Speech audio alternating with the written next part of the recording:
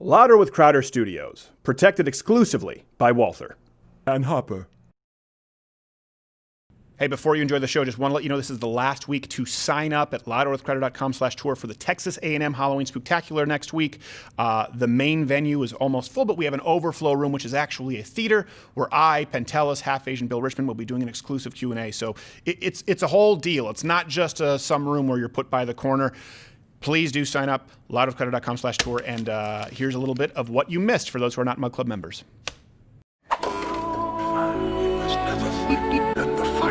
Bernie's back! Again. Boo, Pedro, not today. You're not setting your best. 3, 2. I can't breathe. Shut your...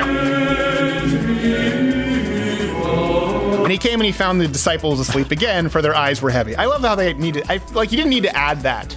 Yeah. God.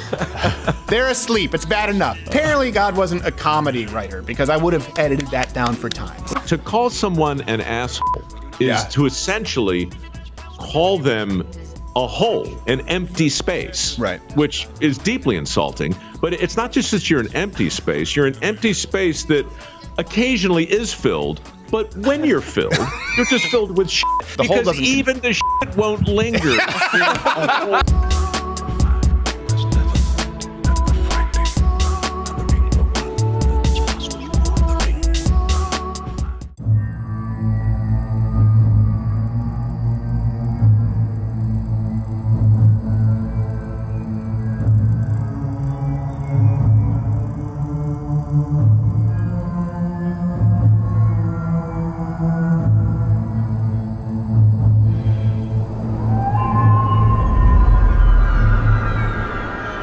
On Halloween, October 31st, at the Rudder Theater Complex.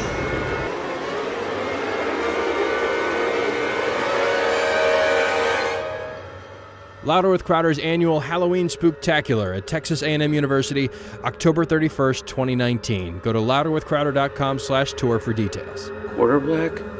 What if we sell out the main venue? Remember what Mr. Holleran said. There's an overflow room in the same building as the Rudder Theater. Half Asian Bill.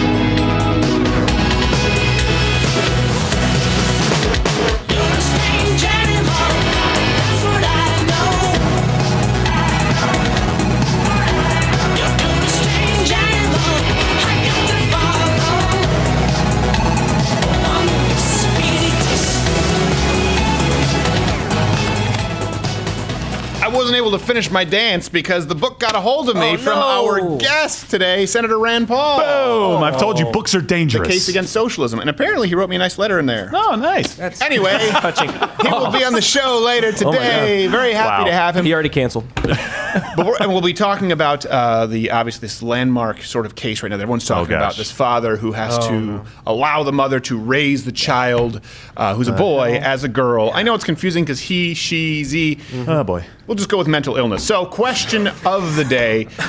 Past few weeks, biological male beat the crap out of women in the World Cycling Championships, and now we have a court facing, again, the dad to raise his boy as a girl. At what point can we say that the whole "it doesn't affect you" argument that we used to hear from the trans LGBTQ AAIP community is a lie? And at this point, is it fair to say that the LGBTQ AAIP movement is coming for your kids? What do you think? Also, you know what? Is it even possible for a 4 or 6-year-old to be transgender? I argue no. But I want to hear from you, the people. All right. Before we move on to the news of the day, my half-Asian lawyer Bill Richmond's here. Hi, friends. How are you? You've been very busy this last week. It's been an interesting week. Any word back from YouTube? Nope, not a peep. Okay. Quarter Black Garrett, show him your hood. What's up, dogs? That is awful. Wow, that's the worst yet. You should be rejected from both the Caucasian and African American community, and G. Morgan Jr., commonly known as Gerald A. Stop it. What's the wine of the day? It's true. Emilo Merlot. Emilo Merlot. Just Gerald. What does that mean? Save Gerald. What does that mean? Emilo's the last what name do you mean of save one Gerald? of the You're people. here. Yeah, but save You're Gerald. gonna save us from you stomping on the it's bits. just Gerald. All right. So we're going to be talking about all of those and also AOC's recent questioning of Mark Zuckerberg. I have a lot of news to get to. But first, Daft Punk had sex with the big comfy couch, and this happened.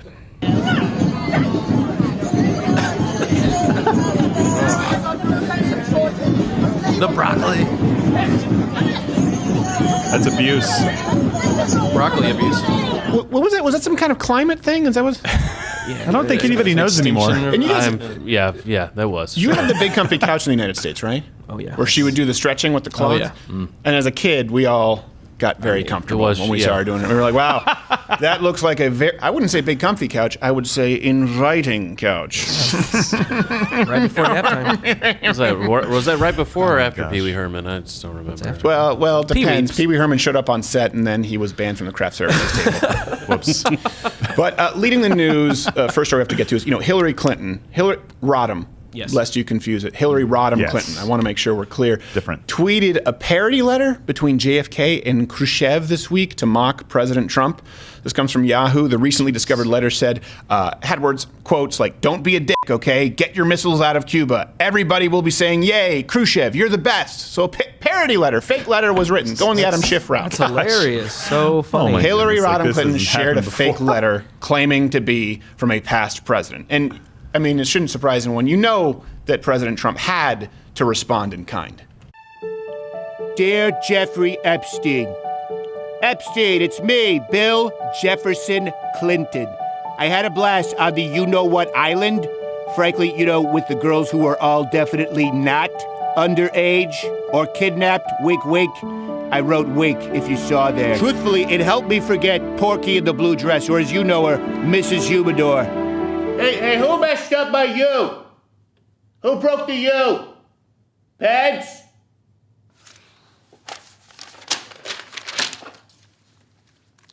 Besides, frankly, I've never seen little people that flexible before. Or is it dwarves? Midgets? Let's go with magical little people of the forest. I'm just sorry I couldn't get Donald Trump to go. That man, frankly, is the best at parties. When Trump is at a party, it's only the greatest party. That's what they tell him. Probably because he's not married to a filthy bitch like Hillary. It wouldn't frankly surprise me if Trump is president one day. Unlike that filthy bitch Hillary. Sincerely, William Jefferson Clinton.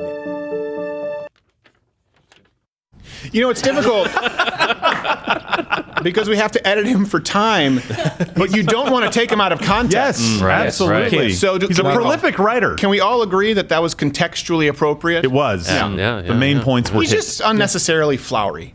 And tweeting from a typewriter is difficult. He's an artist. So I did think knock a hat off to you. his calligraphy was amazing. It was. Yes. Wow, his Penmanship is dead his in this feather country. penmanship. Not is with spelling, not so outstanding. much. And you know what? The quill doesn't have the built-in bent-back paperclip. Did you mean hippopotamus?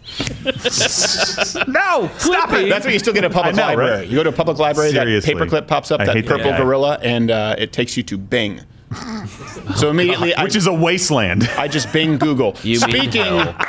of world leaders, Prime Minister Justin Trudeau managed to win, for those who don't know, re-election as Prime Minister of Canada. Though his narrow victory means he will lead a minority government, which is rare in Canada, forced to depend on the other parties to govern.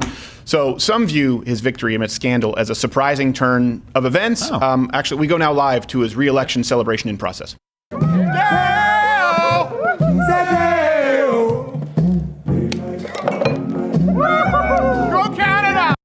Justin Trudeau gonna Justin Trudeau. Wow. Oh, that's awesome. Love it. Gotta let him fly. And to further commemorate his re-election, he commissioned this portrait to hang in the Prime Minister's mansion. So, yeah.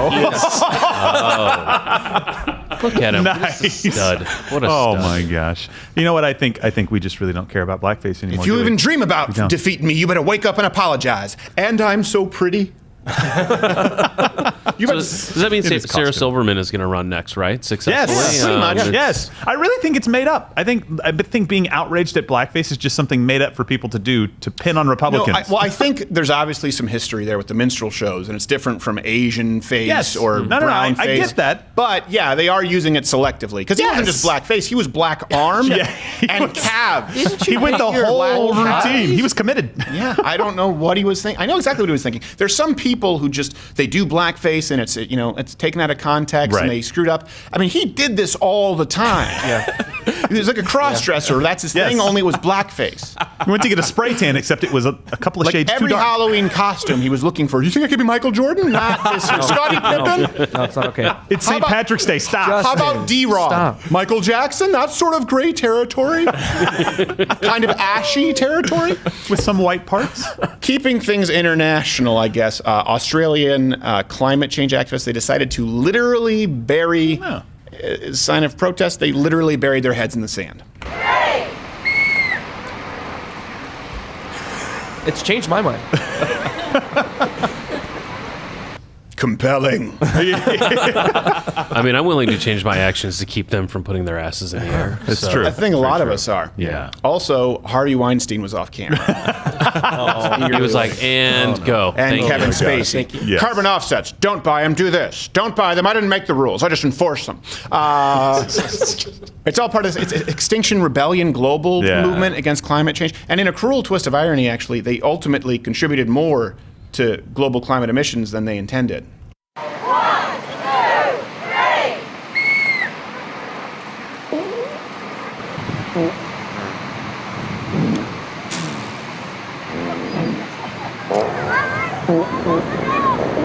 How dare you!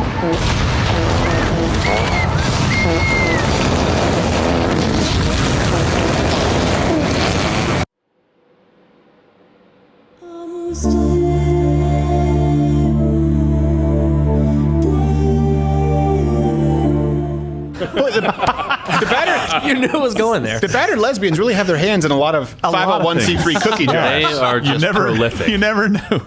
Anytime we get to use Terminator It 2. feels like there's a little bit of exchanging of monies that could be untoward, like Bono's One. Probably. Only with battered lesbians and farts. By the way, I'm not entirely clear in Terminator 2 when that nuke bomb happens and she's on the fence, and then she's nothing but a skeleton still holding onto the fence. Like there's no musculature. No. How are you still gripping? It's the death grip of bones that cannot have a death grip anymore. There's no tendons. It's a the flaw. bones don't stick together. But they won awards for that. So. Man, it's Halloween. Bone up on your skeleton knowledge. Oh, good Lord. Do you use these in court? I am a father. You have sauntered into my realm, sir. Your Honor, I think it's time to bone up on Exhibit B. Guilty. The bones. It's a bunch of bones. I never win. Tuning into we're going to get to some serious topics in a little bit. One of these days. Eventually. Turning to entertainment news, pop star Miley Cyrus. I have to say pop star Miley Cyrus because some people are going, what? I know there's some Fox News kind of runoff going, who? What? Is that the guy who did the little golfer on Mary Tyler Moore where he would put his knees into shoes and he looked smaller than... I find him very humorous. Miley Cyrus, he told women that you don't have to be gay if you find the right man. But I really wanna, responded Pete Buttigieg. And that was an official statement from him. Oh my gosh, she said something that was true and she's getting all this backlash. It's like the Freudian slip, like, I can choose not to do this. Yeah. A Horidian slip. Yeah. Oh, even better. Remember when people used to get mad at Christians, and they would wrongfully say, being gay is a choice. And everyone would say, how dare you? And now Miley Cyrus is saying, being gay is a choice. That I made. come full circle, fella. I don't know. I'm fairly certain, crazy. but the principle applies. Like, you don't have to choose Miley Cyrus music either. You find good enough music, you don't have to listen to her. Yeah. So That's true. I'm trying to think of any Miley songs that I know. Party in the USA. What was the one where she was on the Wrecking Ball? I think it's called Wrecking Ball. Oh! Yeah. I'm very out of touch pretty with black obvious. culture.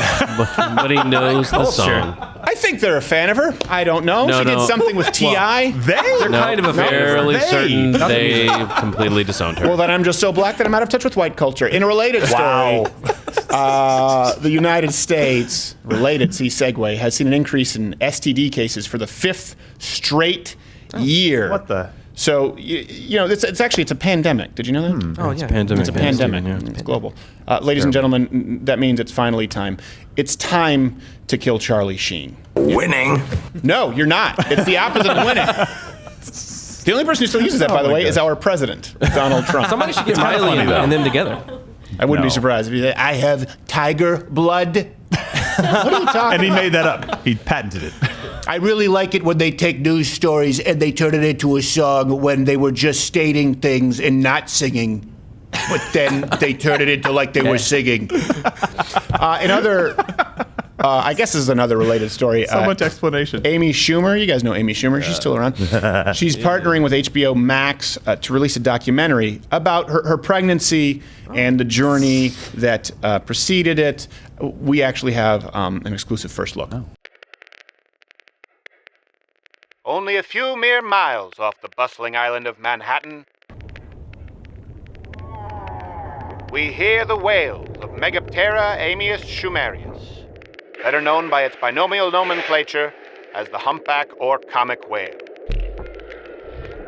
She lets out a loud moan to any who will hear it as an invitation to the wondrous dance that is mating.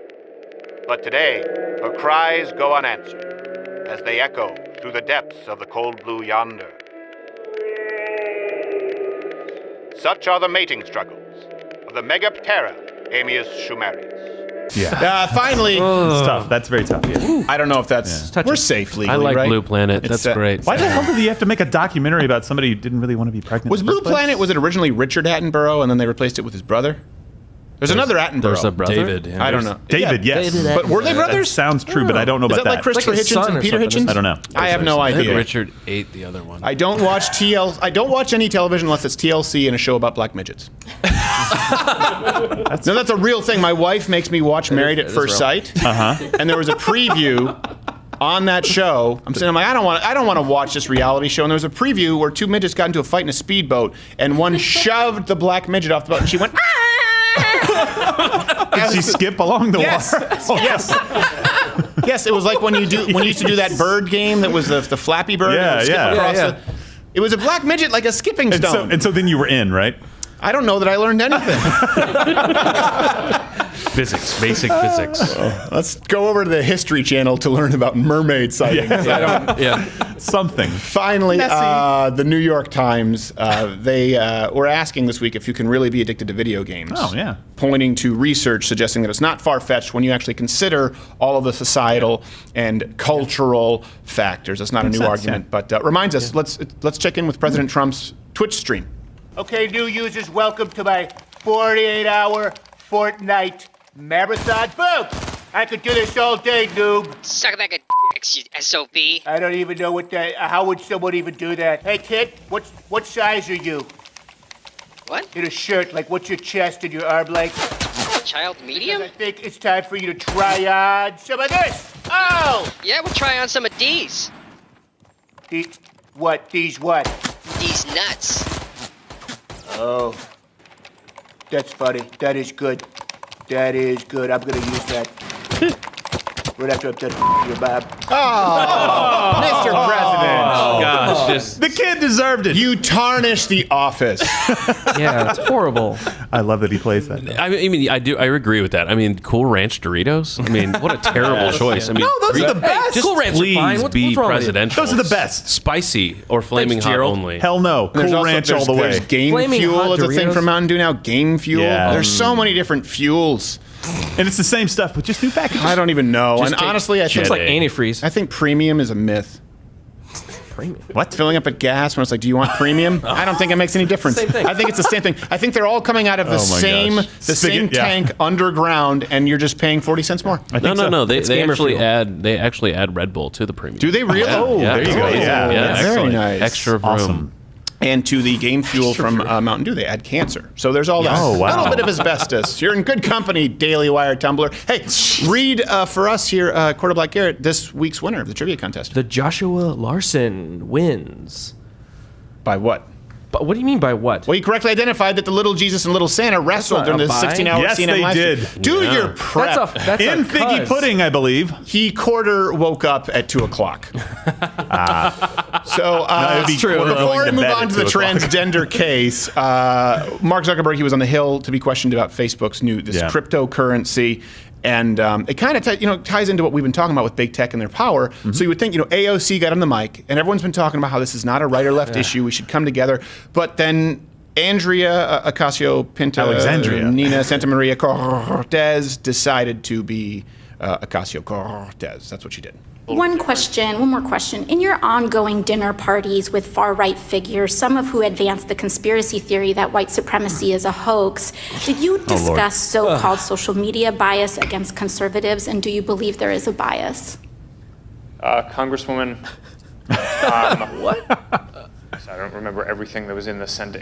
That's all right. I don't remember everything in your nonsensical question. Why you've named the Daily Caller, a publication well-documented Can't believe I'm on Mark's with ties to white supremacists, as an official fact checker for Facebook? Wow, look at that. Wow. So we talk about wanting to curb the power of big tech, and we want... Here's a couple of things. First off, she goes, white supremacy. What ties to white supremacy from Well Daily documented, Caller? by the way. What? You mean Tucker Carlson, who shows up with the hood and burning cross? What is he? He's not John Goodman from Oh Brother, Where Art Thou?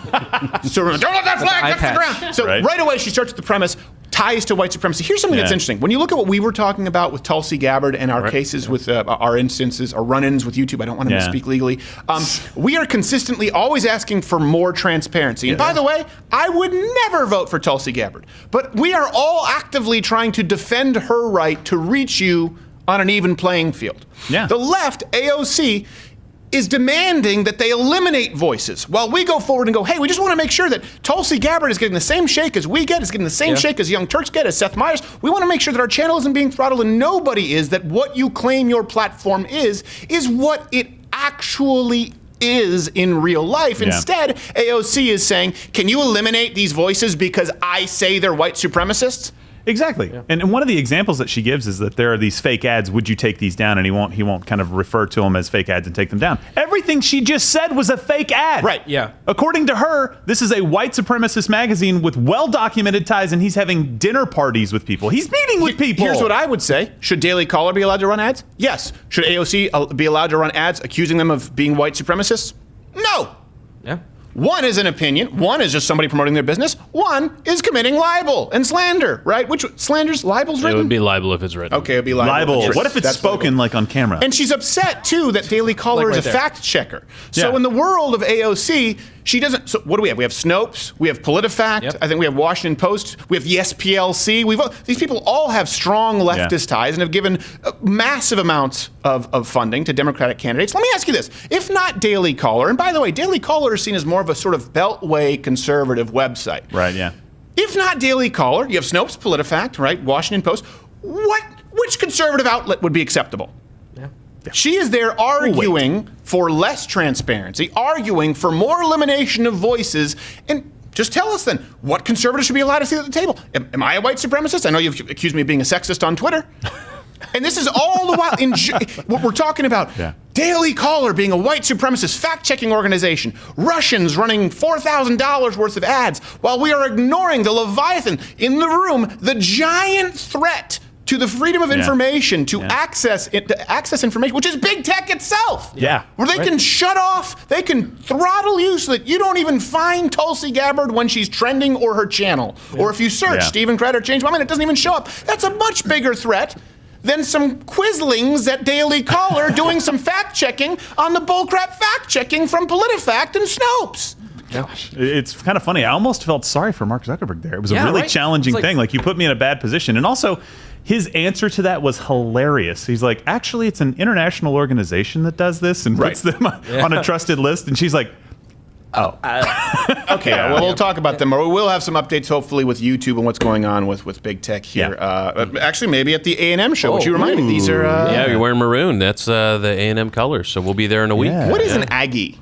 I think it's the name that they go by. So Texas A&M Aggies. There's other schools actually. I think New Mexico State, they have called themselves Aggies before, but agricultural. So they're essentially Your Honor, he didn't farmers. answer the question, Your Honor. They couldn't fit agrarian on the jersey. They tried. Yeah, they is Aggie short for agricultural? Is that the thing? Yeah. I don't know these things. We're the sharks. We're the apex, I thought he was lying. That's what I'm saying. Apex predator of the ocean. We're the longhorns. We'll gore you. We live a primarily sedentary lifestyle, even though many of our colleagues were nomadic, and now we have an undue dependency on fossil fuels. Fighting Irish. Go Irish.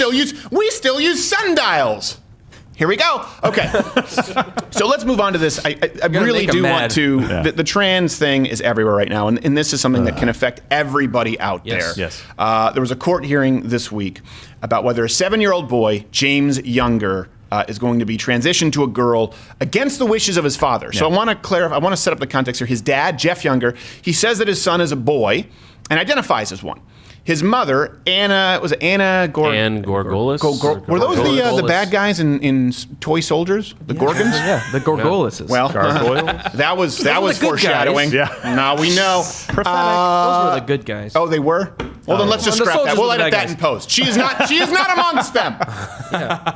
But the mom, Anna, we'll call her Anne. Sorry, she claims that the boy is a girl, calls him Luna. We'll get to her justification in just a minute. They've been fighting this battle for quite some time, and I want you to watch this for yourself. Here's a clip of the boy, I believe at 3 years old, explaining the situation as the father discovered it. You're a boy, right? No, I'm a girl. Who told you you were a girl?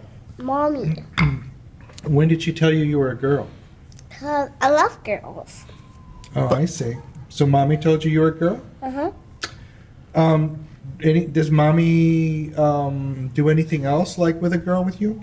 Mm-hmm. Like what? Like dresses. What does she do? She puts them on me. She puts dresses on you? Oh, wow. At first I thought I said Cheez-Its. I'd be like, your mom puts Cheez-Its on you? That's even weirder. But interesting, yeah. Look at it. Did you hear what he just said? He said he loves girls. That boy's not trans. He's a horn dog. He doesn't need a hormone replacement clinic. He needs a sex addiction clinic. I love girls. What is that? How can you? It's like, I love girls. Trans? No, I said I love girls. Tranny? You're tranny? You want to be a girl? No, I love girls. I want to honk them. Trans? You want to be? You want honkers?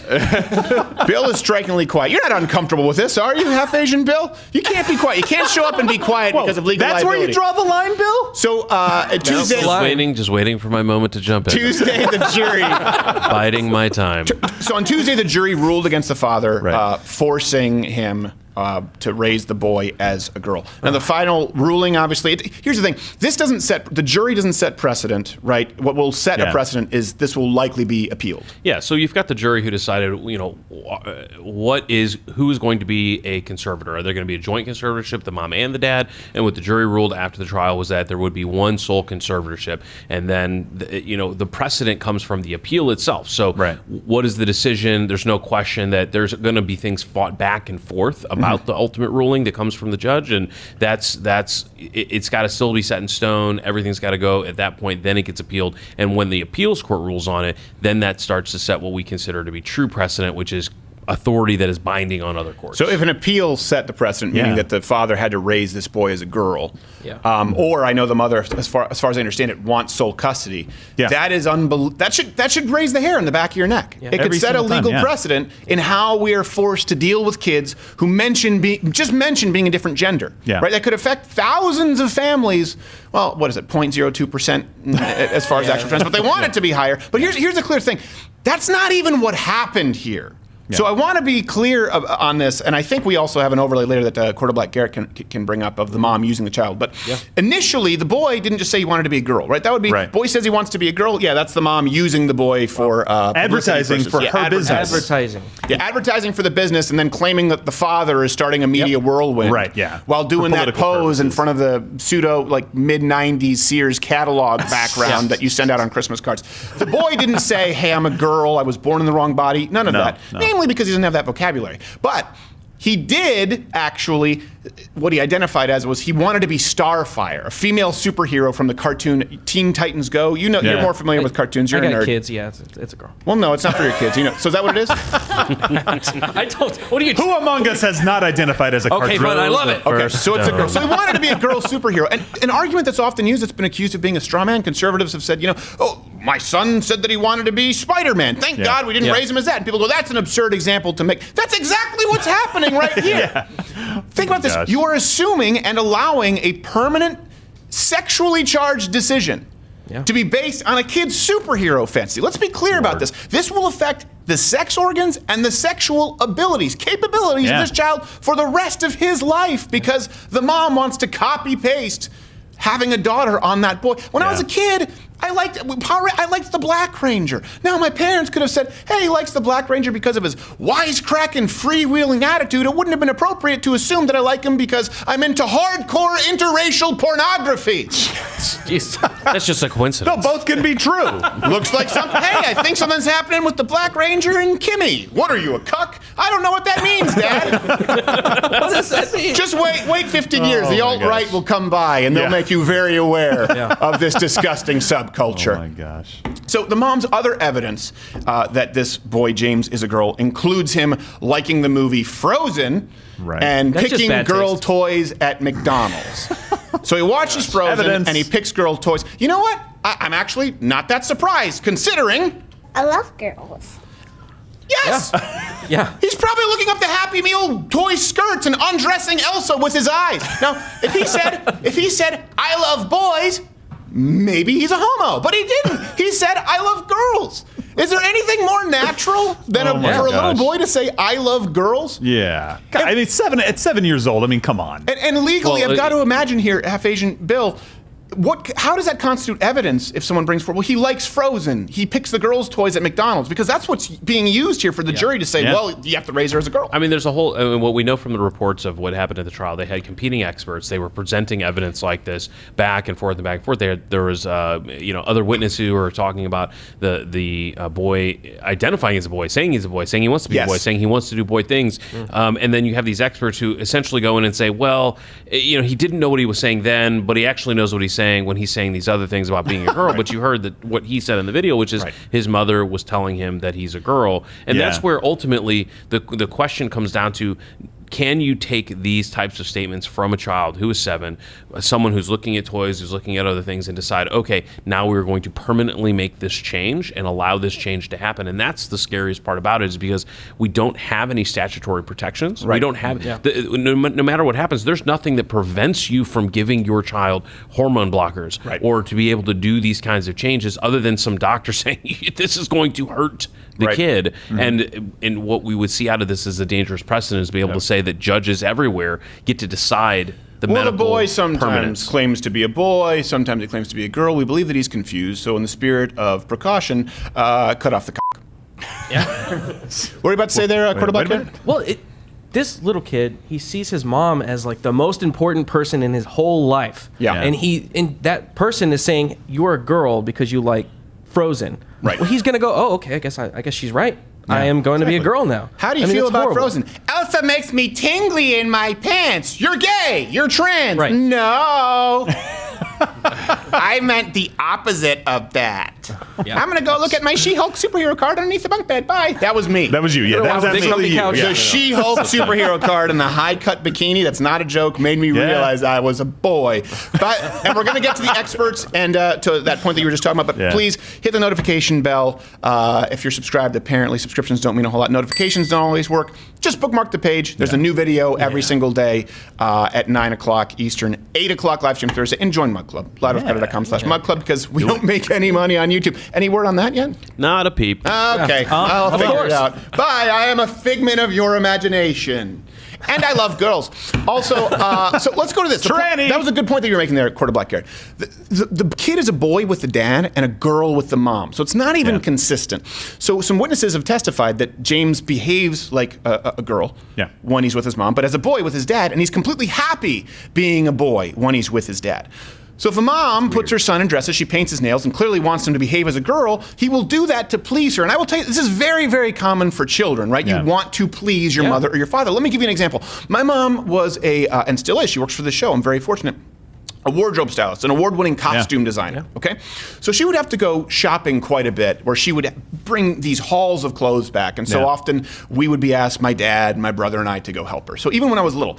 And I remember when we would go shopping, if I was with my dad, it would be fun. I would say, I don't want to go shopping, Dad, I really don't. Yeah. So what I would do is I would attack my father in the stores. I was like a little Kato. That was the game we would play. We would go shopping and I would hide in the clothing racks. And I remember my favorite was we'd go to Payless Shoes best place to because hide. you could see through the shoes, and there were mirrors on the floor, and I would jump down and attack my father and kick him in the shins and choke him, right? But when I knew I was going shopping with my mother, my dad would be out of town, and I hated shopping, but I would act as though I liked shopping because I knew I'd get an ice cream cone. There you go. And by the way, I would also want to go with my mother to the women's section because I wanted to undress the mannequins with my eyes or my hands. I was always hoping for nipple. There was never nipple. No. And I was maybe hoping... They have that little one that's not real? I was maybe hoping I'd run into a poster with, a cutout of the lady who always modeled the teddies in the Sears wishlist catalog come around Christmas. And I don't understand why it was always teddies. Do they still sell teddies? I have no idea. Every year, the Sears wishlist catalog would come by. I'm like, is there something new? Is it the electric nipple clamps with the late... it's a teddy. That explains why Sears is no more. This is no more. Right? They're shutting down. Bet everything on teddies. Well, no, it's not an uncommon thing for guys to do that. As a young kid, I was telling them before the show, like I had a couple of experiences when I was about 4 or 5, where one time I thought it was funny, so I dressed up in my sister's clothes. I didn't do it because I wanted to be a girl. I thought it was hilarious, right? And another time, a couple of my buddies, we were out on the field mimicking the cheerleaders' moves when we were like 6 years old, prepping for a playoff game. And it wasn't because we thought pediatrician? Along those lines, my mom could have been like, oh, he's a girl. Right. Now we need to put him into all the girls' clothes and let's start transitioning him. No, I was just being funny. I thought it was funny. But I will say, let me one up you. Even later, as a young adult, just because when I would hang out with my mom and I didn't want to break her heart, I pretended to like Michelob Ultra. Ooh, wow. I know. Where's my resignation letter? I know. Chop it off. Chop it off. And here's something that's pretty important too. Did you ever do anything? Well, your mom was. I never ever drank Michelob Ultra. How dare you? But you did drink Natty Light. Admit it. Did you? Apparently, the new Natty Light strawberry is pretty good. Anyway, something else to go back to the court here. The ruling is based on fake science. This is really important to note because a lot of people hear this story and people want to be nice. Everyone here wants to be nice. Of course. And you don't want to harm a child. And if you truly believe that this child has a female brain and was born in the wrong body and he's living in absolute agony, I understand. I think it's reasonable for people who aren't educated on this story to feel empathetic for a child, but it's based on a lie. Now, we've done an entire segment on the history of gender theory, how it's not based in real science. So go and watch that. I think we can actually put it up in a box here, and you can click that if you're unaware. It goes through Simone de Beauvoir, the John Monty studies, all the way up to Judith Butler. It's crazy. But it's important to note that the court is forcing his father to raise the son as a girl based on something that is not scientific. So a key component of gender dysphoria, by definition, is that it is, I want to make sure I get this right, clinically significant distress or impairment in social, occupational, or other important areas of functioning. We don't see any of that with this boy. All we have to go on is... I love girls. And that's a good thing, Mr. Younger. Yes. That will serve you well on the right in track. the years to come. Oh, my God. They might not love you back, but that's true. That's where we go through the whole consent law, right, Bill? And then we learn it's a give and take. Yes. Yes. Consent time for kids. Bill is half Asian Bill is notably quiet. His A&M chair. I see an empty chair by the fire. I think it was the booze with he had. no one to fill it, and a small crutch because he has rickets. Second. The expert's true. It was a reference to Dickens. I got it. Classy. For the first time. I could hear Gerald B. in the other room. He got it. Oh, Gerald B. Now I'm He's excited. just like, Second, also important, the experts in this case can't even get their own theories straight. So we've been told by gender, this is something that's, I'm amazed no one else has pointed this out. Doesn't mean that I'm some brilliant guy who caught it. I just think most people aren't looking at this very critically. Yeah. We've been told, and you can go to the Change My Minds that we've done, it's the common argument that gender studies professors, they hold this out there, For years, we've been told gender isn't biologically determined, it's socially constructed. That's the basis of modern feminism the whole thing. And modern gender theory, that gender and sex are different. That's what some of the experts have even testified on behalf of the mom. Okay? But then there are other experts in this very same case arguing the opposite. The boys' counselor, Rebecca Ure, I think is how it's pronounced, said, and I quote, that gender is in the brain, and it's not that you think you are a girl, you are one. So the lawyers argue that the boy's being transgender was predetermined biologically, so he can't choose to be a boy anymore, then it's just like a kid with Down syndrome can't choose to not have Down syndrome. Right, yeah. But gender's supposed to be societally constructed. How can you have the wrong brain? The studies, by the way, too, that claim that transgender people have different brains, we've talked about, it's been debunked. Some people have said this. This is important to note, right? Oh, they're different brains. No, there was a famous 2010 study. I think it was by, I don't know if we have an overlay here, by Remedi. Yeah. And it seemed to demonstrate that there was a different brain, this whole different body theory. But the following year, other researchers, they conducted a far more extensive study, larger sample size, more rigorous testing protocols to try and reproduce the results. Now, they did find some slight differences in transgender brains, but only after cross-hormone sex replacement therapy, not before. Oh my God. The most reliable studies we have show us there is no wrong brain in the wrong body, but you fundamentally alter the brain when you switch out hormones. Yeah. Well, it's like we're trying to shoehorn in an ideology into science. And you can see, because they're arguing both sides of this now, they have no clue. They're absolutely confused on what this is actually what is actually going on in the body. They can't tell you one way or the other. There's no evidence. And I think the hardest part of arguing this is not that people are looking at the science and disagreeing with it. It's that we've given up on schools. Kids are being taught that this is totally normal now. And it's been like that for a while. So now people are like, oh, this is totally normal. I don't care what the science says. I already have an opinion on this subject. And it's hard to change our minds now. You know, what I find interesting, too, is the question of a hurdle, right? Like, what is the hurdle in which this pediatrician, and that, I'm not sure, I think you pointed out. Oh, I thought you were talking about the all-female hurdles record, which was just shattered by a man. But it was. And he literally, he was like, just get out the way. And I was like, DMX? Wow. Are you on furlough? Go ahead. And so, you know, you have a pediatrician, and you think, okay, her oath says that she's going to do no harm. And yet what she's doing here is saying, well, you know, there's this tiny little molehill of a hurdle, which is, does he say he likes girls? Does he say he wants to play a character that happens to be female? And now all of a sudden we're going to irreversibly change his life, and we're going to change his brain structure according to the studies, right? Mm-hmm. And so that's where you say, okay, where are we going to place that, and are we going to have a court decide whether or not that can happen without any say whatsoever at all? I mean, all the other things that are required to happen with the government's authority, or with at least some kind of checking, and yet this is one of those things that will not be. And with the sole conservatorship with the mom, she's going to have free reign. Let me ask you this: what's the age of consent in Texas? Is it 16? Probably 16. Okay, so would we all agree that sexual transition, that would affect your sex life? So we all agree you cannot consent to sex, but how can someone that young consent to a sexual decision that would have permanently affected sex life? Right, and I mean, I think that's the confusion as well here, which is, good point. So you're saying, okay, so we're following what the child is saying. Okay, great, so we're just going to follow the child. And so when the child says, hey, you know what, I don't want to go to school today. I want to go to school naked. I want to do whatever I want to do. Oh, no, but we can't trust you when you say that. Right. But we're going to trust you with deciding the rest of your biological life and how you are going to live your life. We trust that you were born in the wrong body when you claim that you're Starfire. What's the name of it? You got it right. Starfire. You nailed it. I was thinking of Star Fox. I'm like, that's a Super Nintendo game. I'm way off. Samsonite. I'm just out of touch with black culture. So here's something also really important to note. The counselor, Rebecca Ure, she's of the Gene CIS Clinic. She's the founder of Dallas Rainbow Counseling, and is a radical far leftist. So I want to be clear that you understand, lest you think, well, she's a scientist. She's retweeted claims that if your therapist tries to convince you not to transition, that's the same thing as conversion therapy. What? Wow. Yeah, and her counsel, it seems to me almost more comparable to conversion therapy would be converting the kid, as you want to do. Oh my gosh. You want to change what's under the hood, for crying out loud. I mean, that's a whole irreparable change. Yeah, that's like changing a transmission. You have to get it on one of those things with the chains, which you're probably also into. I don't know. At least a hammock. I think it's a different apparatus. And her website contains long anti-Trump rants about the election. So do we really think that she's going to be counseling a boy to be a straight white male? That's all that is evil in her world.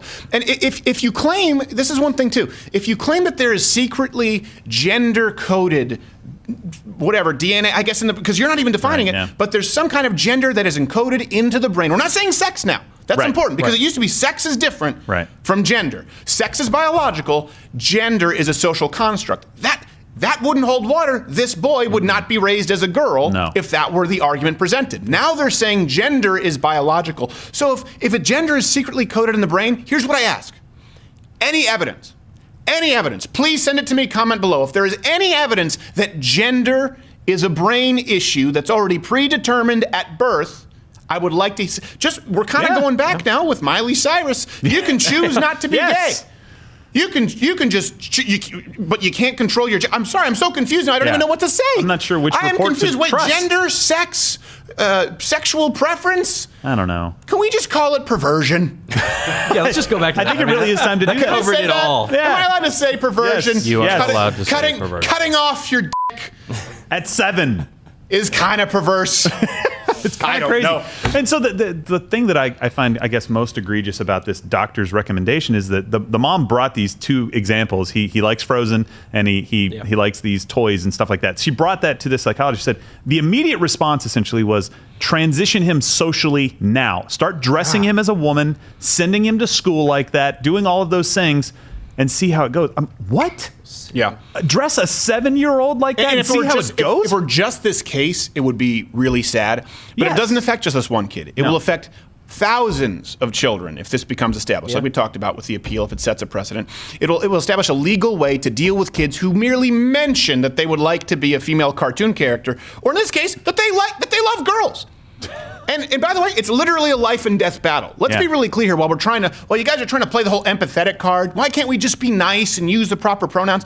As we've mentioned before, if you don't transition children, 75 to 90% of them with gender dysphoria completely grow out of it.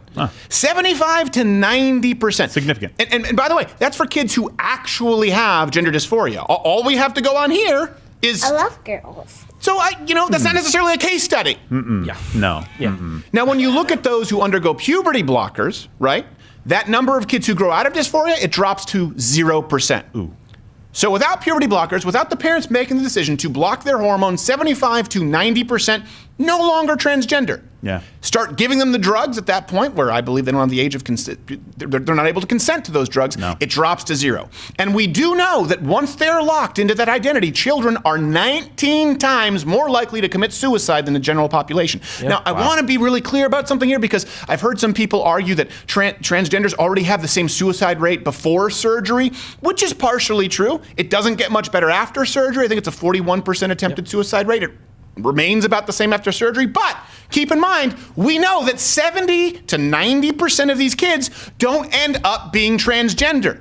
Yeah. So 70 to 90% of these kids wouldn't end up in that suicide demographic no matter what, pre or post surgery. Even of the remaining percent that do end up transgender, the transitioning and the surgery, it doesn't improve the suicide rate. From an empathetic standpoint, what is best for that kid? If we want to boil this down, if you don't want that child to die, if you don't want that child to kill himself, you don't give them hormone blockers. Period. That's it. Yeah. If the court is truly looking out for the best interest of the child, they're going to say, you know what? Maybe have him start watching boy movies and see if he starts saying, I love this thing now because it's boy related, right? And so the father is being accused of using this, we said earlier, as a political platform, but also not following medical advice. Right? Right. He's the one that's looking out for his child's well-being. His son said, I want to have kids one day. Guess what? If you do chemical castration, off the table. Yeah. You can't take that one back. Yeah. Is it just time to kind of call this what it is? Like you said, not just perversion, but like this is mental illness that we're talking about most of the time. Well, I think it's mental illness on behalf of the parents here. Yes. Well, yeah. I don't think a child is mentally ill at all. No. This the child is fine. isn't even identifying. The child is just being a kid. When I was a kid, I said when I grew up, I wanted to be a woman because I wanted to marry my brother because we slept in the same bedroom and I didn't want to have to move out. Just lazy. That's not a joke. Yeah. I think I said it while I was wiping boogers in between the couch cushion. That's a good place for them, though. So not really a reliable testimony.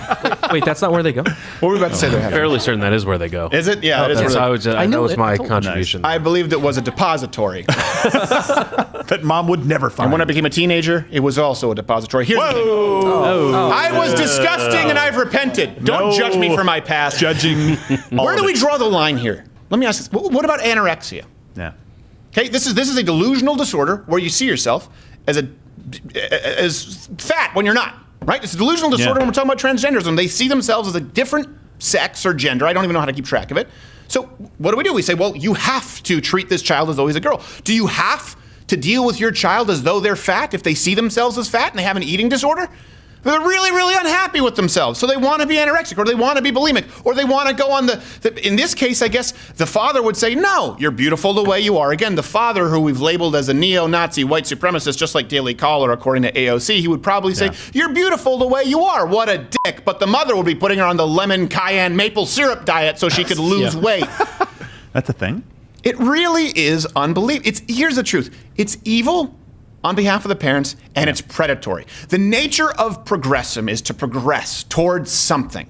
Doesn't matter what it is. It wasn't enough for marriage to be declared a fundamental human right for anyone to want to do it. So then it's done. They have to progress to ensure that men can take dumps in the women's restrooms. That wasn't enough. Yeah. So then they progressed to allow men to compete in women's sports and shatter all the records. That wasn't enough. And so they had to progress to allowing self-identified transgender children to undergo permanent life-altering hormone replacement therapy. And that wasn't enough. Yeah. So now they want to allow the same toxic, life-altering transition to kids who aren't even transgender but play make-believe as a famous female cartoon superhero. All of this because I love girls. There's nothing wrong with that, Mr. Younger. Someone get that, put a beer in that kid's hand and a Sports Illustrated swimsuit issue in the other. Let's conduct a control study. Let's have a sample size. I bet you we probably won't end up with what Mom is hoping. You know, we do have to go to Rand Paul here in a second. Second is now. That means now. Now.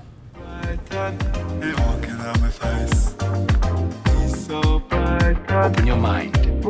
Let us begin our quest to find the new sound. And let me be clear, this presidency is for all Americans, for all these Americans. When I look at all these faces, such good faces, frankly. I love it. They're great faces, aren't they, folks?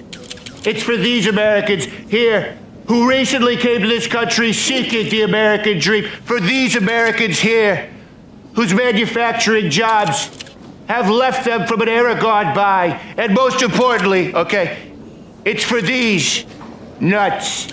It's for these nuts. That's right. Time for the one live read of the week. Of course, the main way to support the show is join Mug Club. You get access to 80% more content, the entire Blaze catalog. But I want to take this time to tell you about one of our main sponsors here, Firearms Legal Protection. Everyone here at Louder with Crowder carries. And not necessarily because we want to, but because we have to. Yeah. But let's face it, we want to. Yeah. We all want to. Bill, Half Asian Bill Richmond, myself, Gerald, being able to defend ourselves when we're in the public eye is a necessity. Yeah. And that's why we have also made sure to carry firearms legal protection. In the event that, God forbid, we ever have to use our firearm, I want to be clear, none of us want to have to use it here. Never. Absolutely not. But I also don't want to fear that when I do, that I'm in trouble. Right. It's better to have it and not need it than it is to need it and not have it. And people say, well, you're 20 times more likely to if there's a gun in the house. Shut up. So FLP is the leader out there in the prepaid sort of self-defense protection plans, and there are a few other companies out there. And listen, nothing wrong with that necessarily, but FLP has plans designed specifically to protect you and your family. Attorney fees, they can cost you tens of thousands of dollars in situations like this. With your FLP prepaid legal plans, it's all paid for with no deductible, no copay. And they're also the only company, they're the only one out there to cover red flag laws. They'll pay for a bail bond, they'll help you get your gun back, they'll get you through arraignments, trials, witness selection, even lost wages and reimbursement. And as a lawyer, that sounds pretty Yeah, I mean, I'll tell you, I think we mentioned this before, but I used to work at a gun company. So when I was in college, in the gun industry, and everyone there, there's always this misconception that people who carry guns or are fans of the Second Amendment are just like itching. They're all just dirty, hairy, looking to hit, to shoot someone. But within the folks who are in the gun community, those are the folks who are most likely to say, use your firearm at the last moment possible, only when you have to defend yourself and do so in a legal way. But despite being able to do that, there's a reason why I carry FLP, and I'm probably of anyone on the show the best able to defend myself, and I would never choose to do that. He's a competitive shooter. So, a lot of people don't realize that. He's a very, very good shooter. Yeah, and people who own firearms legally tend to be far more law-abiding citizens. They're not Yosemite Sam like, I've got FLP! Ka-choo, ka-choo, ka-choo. So anyway, this library has gone on for far too long, but for exclusive pricing on this protection, and I highly recommend it, go to firearmslegal.com/LWC, firearmslegal.com/LWC. A lot of companies do it. They're the only ones to cover some of the instances like red flag laws. It's worth it. Enjoy the show. This is Vox. This is your brain on Vox. Any questions?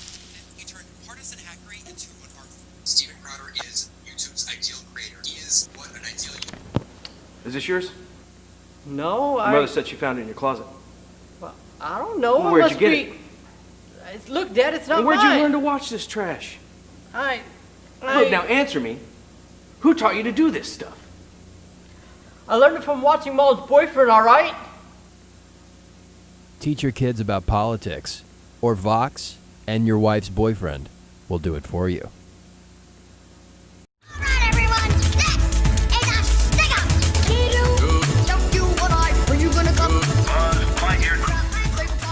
Did you ever play Cowboys and First Nations people when you were a kid? Yeah, you did? I can't hear you. Muted. What the heck? Yeah, you played that? Oh, yeah. Did you ever have that one friend who refused when you go pow pow? Because it wasn't like paintball, and it was an honor system. Well, I was a slave at the time. Oh, yes, that's right. So you didn't play back. You didn't have firearms. No. I always had this friend. I wasn't allowed. His name was Everett, and I'd go pow pow, and he would never die.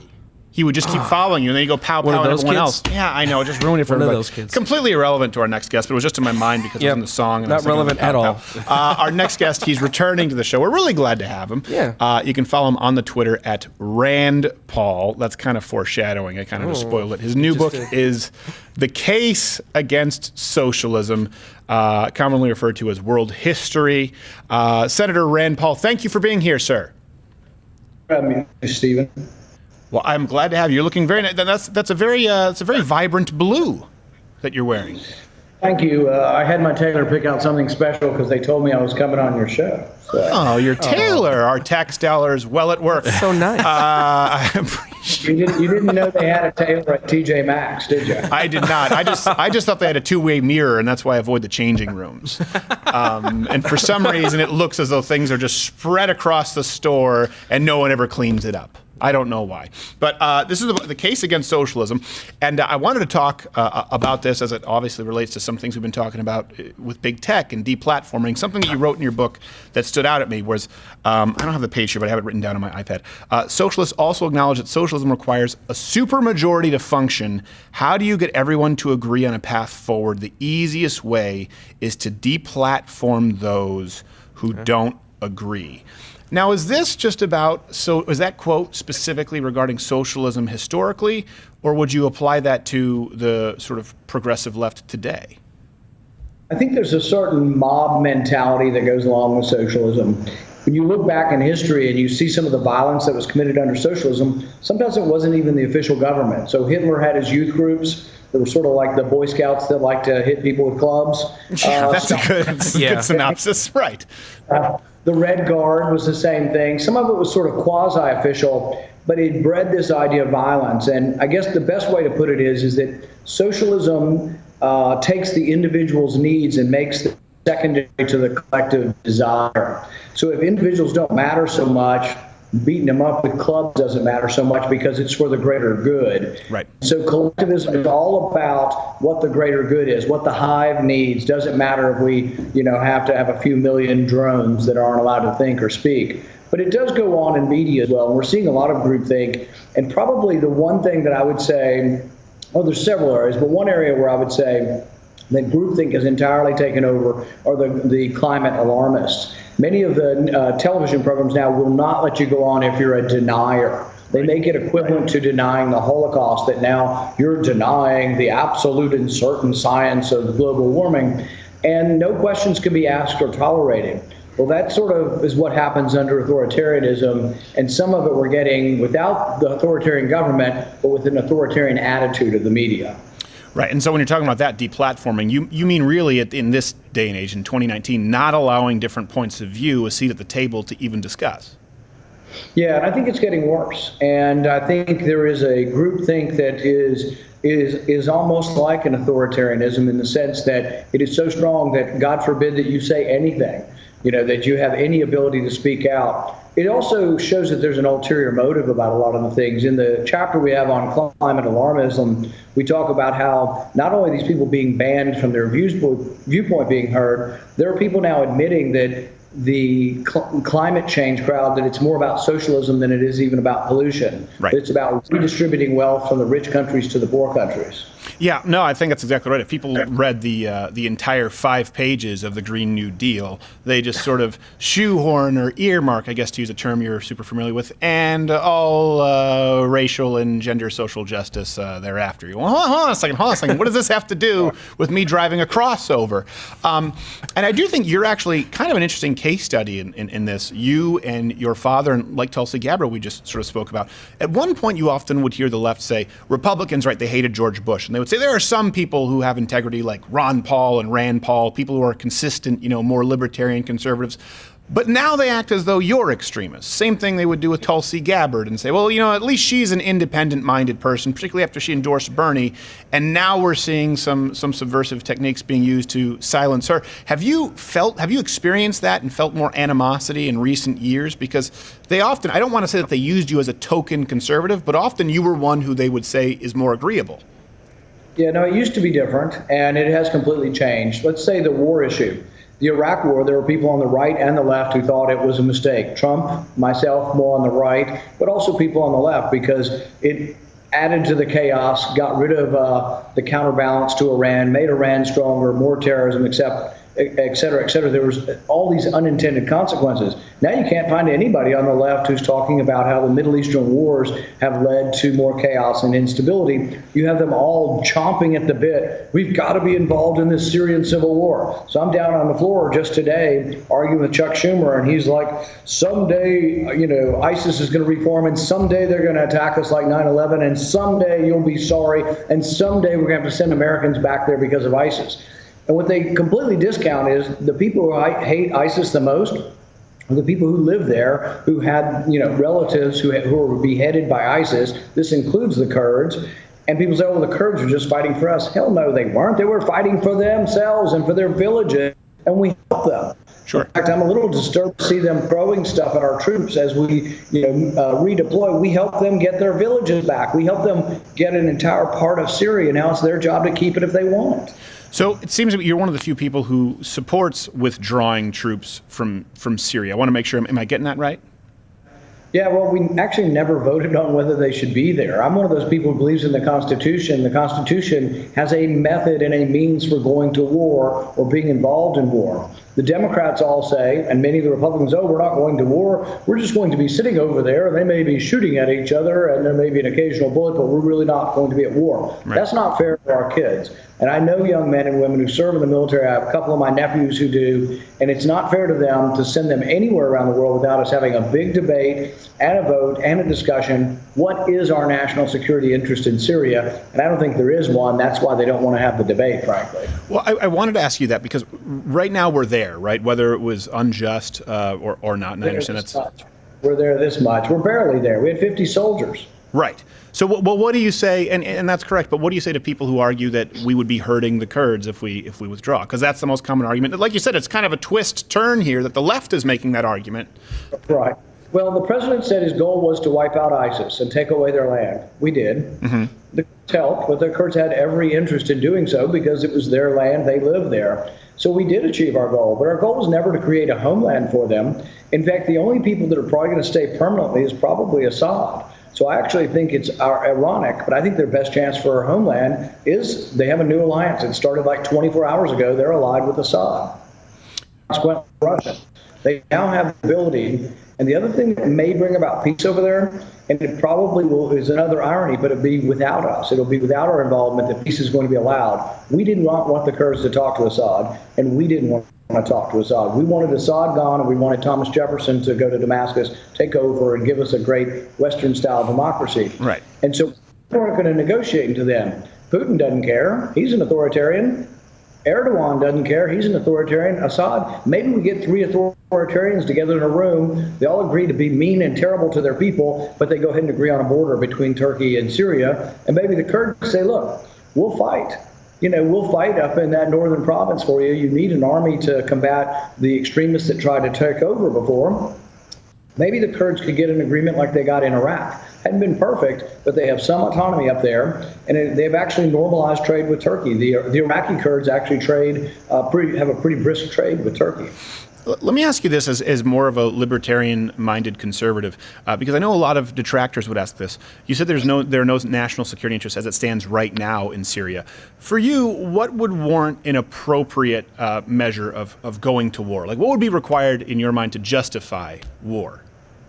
Well, the Constitution says we have to vote on it first. So it has to be a big vote and has to be a binding vote. And we should vote each time we should go to war. We shouldn't vote, like after 9/11, we voted to go to war with those who perpetrated the attack and anybody who supported them. And I would have voted for that. But they now use that to justify troops in Syria, Somalia, Mali, Yemen, you name it. There's probably 24 different countries where we have troops that are actively involved in a combat zone or involved. They all justify that on the 9/11 vote. You can't vote a generation ago and say, oh, that's enough. You have to vote every time. So I don't know exactly when the exact definition depends on each time we vote. Sure. But each time you go to wars, you should have that vote. And that's my big complaint with Chuck Schumer today. I said, you want to have our troops in Syria? Let's vote on it. Let's vote on use of authorization of force in Syria, because they obviously have guns, they have bullets, they're going in the middle of a war zone. We should authorize their ability to use force. Here's the interesting thing. We had the ambassador, special envoy to the Kurds a few minutes ago at hearing, and he said, well, yeah, we really can't go to war with the Turks. We actually have an agreement not to shoot them, and they have an agreement not to shoot us, and it's been in place for a long time. So had we kept those 50 troops there, he said the Turks would have come in, marched around them, not shot at them, and just kept marching. Because we have an agreement not to shoot each other. They know where we are, right. But they were coming one way or another. But I think the president made the wise decision. You don't go to war with 50 people. I think you go big or you go home. That's a ridiculous war, 50 people. And 50 people deter nothing. The Turks told us they were coming. They didn't say, oh, will you give us the green light and we'll come? Right. No, they said we are coming. And the president, I think, made the best decision. And I'd just soon take them completely out of Syria. I think you probably have peace within a couple of months because, like I say, 3 authoritarians in the room, they probably figured it out. A war with 50 people. Gosh, the French-Canadian side of my family with family reunions are bigger wars than that. They get very aggressive. Let me ask you this. Have you heard anything from Code Pink? Because it seems like they should be all over this. Radio silence from what I'm seeing. I haven't heard anybody on the left who typically is opposed to new war say anything about this.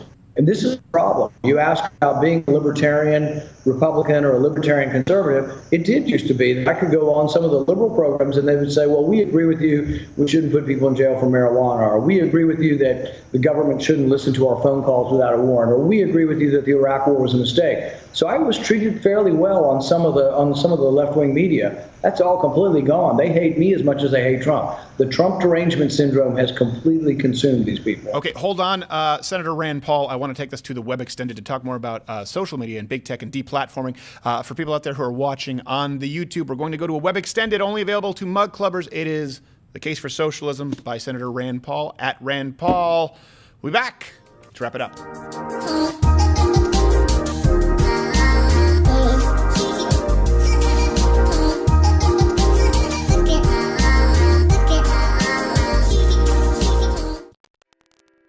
Finally, greeting this strange new world for the first time, the baby hippopotamus emerges from the womb, and a new generation begins. Life, the universe's greatest mystery. Perhaps God's greatest gift, but why another Schumer?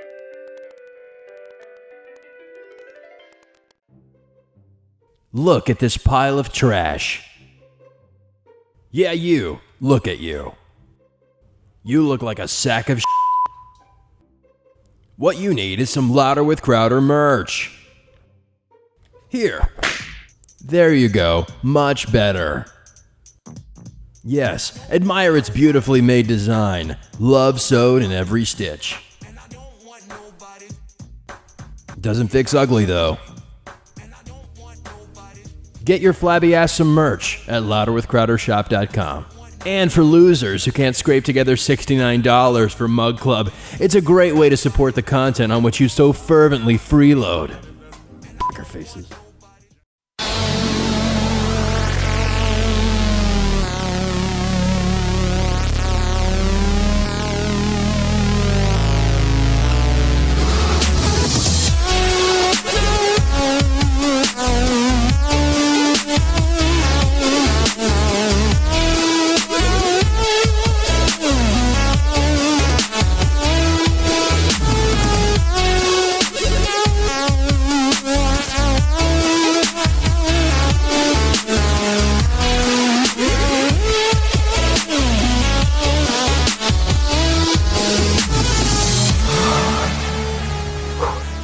That was a drop-in surfer who jumped on his board but didn't realize that he was still underwater. Oh. So he died. How'd you get under the board? Because they I float. don't know, but Kelly Slater responded to some stuff on social media. Apparently might be a fan. I don't want to tar his good name, besmirch his reputation.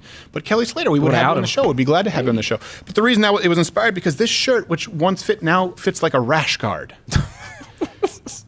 Thanks again to Rand Paul, by the way. The web extended is available. We did obviously have to pre-tape that because he was very busy, so we have a full extended version for people who are on Mug Club. Yeah. But a lot of people think, listen, hey, Audio Wade, can you confirm something here? So people go, hey, Steven, you're wearing skinny jeans. Remember, I gave you a pair of pants. It's true. Because we're about the same size. Mm-hmm. And I said, hey, Wade, we're about the same size. Yes. I gave you the pants. Didn't give it to me because I'm a midget. You're not a midget. You're just, you're they smaller. can't see my legs. That's true. Could be. You could be one of those phantom amputees for all we know. Yeah, because, you're disturbed and disgusting. And why did you so rudely throw those pants back in my face? They were too big in the legs. They were too big in the legs. They were too big for Wade. Big guy, 6'2". These are just normal pants! And this is an XL shirt, and it's not even fitted. I'm just a fat So, we'll bleep that. We were doing De Niro for another sketch. It's in my head. Yeah. Usually this is, the Crowder closes. And by the way, next week, A&M, we are going to be live streaming. I know it's Halloween, but trust me, have it going on. It's going to be a party. It's going to be a lot of fun. It's going to be lit. And the overflow room that we have, I want you to know, it's not just an overflow room where people sit. We're going to have Pantelis there. We're going to have Bill Richmond in the overflow room, and I will go to the overflow room to do some Q&A thereafter. The overflow room is just as big as the theater because we've run out of space, so we added a whole new theater. Yeah, we do. So do not be discouraged if they say you're not in the main room. It's going to be a lot of fun with some prizes and giveaways there. Anyway, usually I do the Crowder closes to hopefully try and inspire, offer some advice, and I appreciate how much it's meant to you guys. Not today so much because I had a letter here that I wanted to read to you because I think, even though it may not seem, I need you to stay with me, I'm pretty sure I can help you. Yeah. Okay. It's a powerful letter. So this is a letter to whom I may or may not have to thank for this. Last night I noticed that Crowder was streaming a video about Tulsi Gabbard and the exposure of Google. This was sent to the website, by the way, I should have said. This is a letter from someone. Yeah. Hence the paper. It was written with a quill. We need one of those handwriting experts to see if this was President Trump. Last night I noticed that Crowder was streaming a video about Tulsi Gabbard and the exposure of Google and YouTube. Earlier that day I had trouble finding a documentary about Clinton corruption that I was going to show my mom. The documentary was no longer on YouTube, but someone else had uploaded it and it appeared around 100 videos down the list. So when I saw the title of your video, I was naturally curious. Your team stressed the importance of not turning the stream off and making sure to send it to people, which I did. In fact, I found it so important that instead of stopping along the side of the road to use the restroom, I decided to use a Chick-fil-A frosted coffee cup nearby to remedy the situation in order to avoid stopping and potentially missing the video.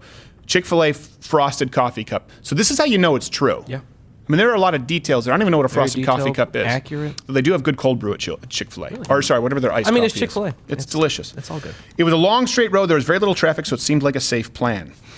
I've made this mistake. I'm going to help you. Stay with me. As Crowder began to provide the details, I initiated the process of evacuating my bladder. bold. Only something was not right. My hand was getting warm, which caused me to overcorrect and urinate all over my shirt while driving down the road. You think it could end here. It doesn't. It goes on for another whole page, but I'm going to try and sort of, I'm going to try and edit this a little bit. I don't want to edit it. It's so good. It's so good. It's so, thank you for sending this, sir. No free t-shirt for you, though, because we don't want you to piss on it. It was dark, and I could not properly evaluate what had caused the malfunction, but I took extra caution with my second attempt and proceeded with the evacuation. As I passed the point of no return, I realized that my pants were getting extraordinarily warm, and my hands were now entirely soaked. I now had the entire fluid capacity of my bladder emptied onto myself and my seat. Very well written, by the way. I can't show you this for reasons of privacy. Yes. I don't want to dox anybody. The commas are in the, I mean, you're a grammar Nazi. Commas are in the right place. Proper use of apostrophe. I think a semicolon appears at one point. He knows how to use a semicolon. Dickensian, yeah. You were just getting to the good part, the crescendo, as you called it. I did call it that. While I was trying to listen to your every word, I was losing the war for attention, thanks now to a cursing buffoon himself, who had just covered himself in urine. Not only have I covered myself in urine, I now felt the realization of still having a 2+ hour drive ahead of me before my destination. As if in response to that, I thought my gas light illuminates the cabin to alert me that I am low on fuel. As I pull up, I have to arrive at the fuel pump with a diagonal approach so that the other patrons do not see the water balloon fight that my pants had with themselves. I grab the urine cup, pour it out, and discard, which is when I notice that the cup has 2 lids, which are about 1/3 of an inch apart. Chick-fil-A had placed 2 lids on my frosted coffee earlier that day, and I had not noticed. That's the 2-lid trick. It's the oldest trick in the book. I guess they anticipated this. Yeah. Foiled you have been. Apparently, I felt the safety of being inside the first lid, but then proceeded to create a water feature by introducing a forceful stream of liquid between the 2 lids, which flowed in every direction imaginable. I might mention that I did not notice this until I tried to pour the cup, and it ran all over my hand due to getting caught in the second lid. So now he's getting it in his hand. How did you get this much pee everywhere? You have to have some fail-safes here. It's impressive. Have a pilot list to just make sure you don't piss yourself, okay? I quickly fill up, get back to the truck, and leave this heavily populated area escape. My dad then calls me because I had texted him a link to the video. I provide him with a brief synopsis of what had taken place. He had borrowed the car from his father. Yeah. This is a true email. What was this? This was titled, "Thanks to Crowder for me being motionless and urine-soaked for 2 hours." Well, you're welcome. Yeah. I want to end this because it says, so special thanks to the Crowder team for creating such a severe sense of urgency in me that I sat in my own urine for 2 hours to make sure I listened to the message. I am not going to put my name on this email because I own and manage several companies, and I feel that I would lose some credibility with the people who work for me. A part of me wanted to dox you just because I was considering the safety of the employees. You should not be managing companies. I know that it is unlikely that I'm getting any pity up there, but I imagine G. Morgan Jr. probably has the same problem from time to time, so at least someone up there can empathize. Have a great week and keep up the good but menacing work. I appreciate your email. Here's the thing. A lot of people don't know this. I've talked about this back in the radio days. There were some years when I was doing stand-up where I logged like over 30,000 miles. I had to drive a lot. And sometimes I would have a car that wouldn't always restart reliably. So I am well versed in the art of urinating while on the road. And believe me, there is an art and there is a foolproof way to pull it off where you are not revealing yourself to the public and you do not run any risk of soiling yourself. So as a public service to all of you, actually, in reading this letter, I recorded an instructional. Please share it for anyone else who has suffered from self-urination vehicular syndrome. Okay, so 3 key details if you have to relieve yourself while on the road. Number 1, you want a disposable wide mouth bottle. I use Gatorade. You could use any drink that has a wide mouth bottle. Gatorade's reliable. Don't use something that you plan on reusing, like a mug, obviously, or you could use a tumbler. You could use a tumbler too. The point is, it has to be a wide mouth. Why? If you use a small mouth, a standard water bottle, a lot of people think that's empty. It's actually not empty. See, when I seal this off, there's actually gas in there effectively, right? And you're creating a seal with your John Thomas, and then you are adding more liquid, more mass, more volume, if you will. And that can create a pressure problem. Think of ever getting your tongue stuck in a bottle? That's what can happen. So first thing, most important, is a wide mouth bottle, because when I need to relieve myself, look, as opposed to it sealing it up, it's just a rest. And I can even, look, the beauty is I can even rest it in my knees here. Got 2 free hands, okay? So you think I'm settled. No, here's the thing. Detail number 2, super important. If I'm peeing in the car on the freeway, I have to be all the way over in the right lane. Why? There are cars that can come over to my right here. And if you just think of the angle, the geometry of the situation, they have an angle. There's all this dick-looking space if they are to my right. Here, I'll show you what it looks like. I can't do it. I can't do it. Okay, so we've been through wide mouth bottle, check. You were all the way over in the right lane, so you've eliminated anyone passing you on the right. Now all you have to worry about is people on the left. But here's the beauty right here. I'm covered, right, by the door. And in jiu-jitsu, we talk about this. If you're trying to protect yourself, someone's trying to grab your arm or someone's trying to put their hooks in, we say no space. You don't want to see any daylight, right? This means you're less vulnerable. I'm going to apply the same principle. What I'm going to do, since I know people can be on the left side, is put my elbow here. And again, since I'm using this as a knee rest, I can steer with my right hand. I can hold my hand up here nonchalantly, and I can relieve myself with no inconvenience to me.